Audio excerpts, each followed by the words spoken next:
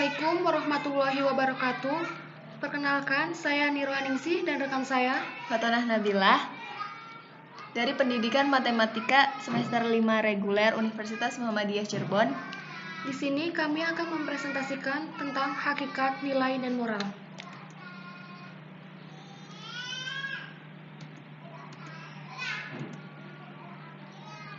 Definisi nilai. Nilai menurut Lasio pada tahun 1999 halaman 9 sebagai berikut. Nilai bagi manusia merupakan landasan atau motivasi dalam segala tingkah laku atau perbuatannya. Nilai ditinjau dari segi harkat adalah kualitas suatu hal yang menjadikan hal itu dapat disukai, diinginkan, berguna, atau dapat menjadi objek kepentingan. Selanjutnya, nilai terbagi menjadi dua. Yang pertama, etika. Etika berhubungan dengan baik, buruk, atau benar salah. Etika juga bisa dipakai dalam arti nilai-nilai dan norma-norma yang menjadi pegangan bagi seorang atau kelompok. Sedangkan estetika berhubungan dengan keindahan.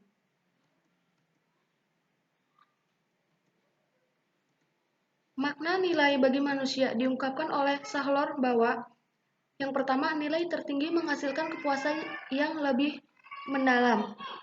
Yang kedua, kepuasan jangan dikatakan dengan kenikmatan, meskipun kenikmatan merupakan hasil kepuasan. Yang ketiga, semakin kurang kerelatifan nilai, semakin tinggi keberadaannya. Nilai tertinggi dari semua nilai adalah nilai mutlak.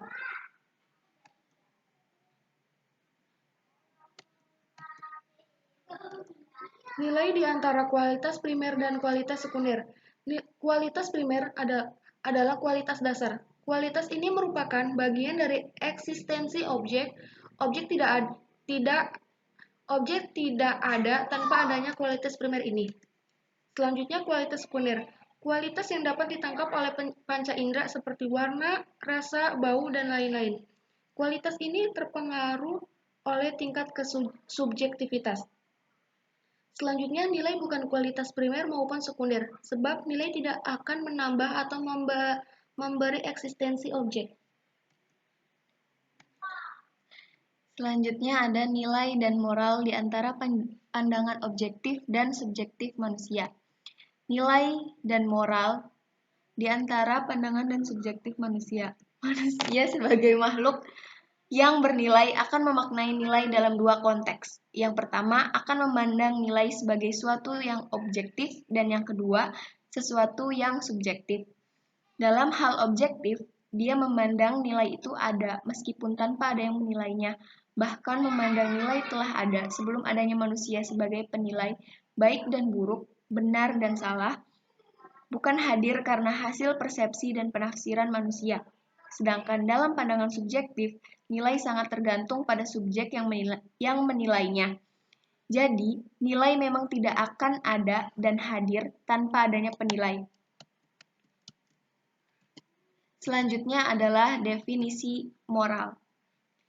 Moral dalam kampus psikologi Chaplin tahun 2006, moral mengacu pada akhlak yang sesuai dengan peraturan sosial atau menyangkut hukum maupun kebiasaan yang mengatur tingkah laku.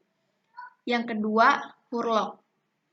Pada edisi ke-6 tahun 1990, moral adalah perilaku yang sesuai dengan kode moral kelompok sosial. Moral sendiri berarti tata cara, kebiasaan, dan adat. Perilaku moral dikendalikan konsep-konsep moral atau peraturan perilaku yang telah menjadi kebiasaan suatu budaya. Selanjutnya, tentang problematika pembinaan nilai dan moral. Yang pertama, pengaruh terhadap kehidupan keluarga. Merosotnya interaksi dalam keluarga mengakibatkan merosotnya fungsi keluarga dalam pembinaan moral anak. Keluarga bisa jadi tidak lagi menjadi tempat untuk memperjelas nilai yang harus dipegang, bahkan sebaliknya menambah kebingungan nilai bagi si anak. Yang kedua, pengaruh teman sebaya. Setiap orang yang menjadi teman anak akan menampilkan kebiasaan yang dimilikinya. Bisa memberi pengaruh positif maupun negatif. Jadi diperlukan pula pendampingan orang tua dalam tindakan anak-anaknya, terutama bagi para orang tua yang memiliki anak yang masih di bawah umur. Dan yang terakhir, Pengaruh cara berpikir terhadap perkembangan nilai dan moral. Pendidikan tentang nilai moral yang menggunakan pendekatan berpikir pada upaya untuk mengklarifikasi nilai moral sangat erat dengan nilai itu sendiri. Meskipun diakui bahwa ada pendekatan lain dalam pendidikan nilai yang memiliki orientasi yang berbeda. Sekian presentasi dari kami, kurang lebihnya mohon maaf. Wassalamualaikum warahmatullahi wabarakatuh.